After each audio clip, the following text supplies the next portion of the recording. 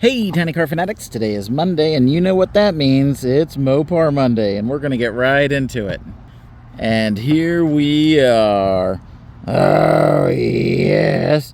So this is the Plum Crazy recolor of the 68 Dodge Dart. I just did a white one, unboxed a white one recently, and of course then they released it in Plum Crazy. So I do like purple way better than white, so that's why we're getting another one. Anyway, let me know what you think of this bad boy down below. And until next time, do whatever makes you happy.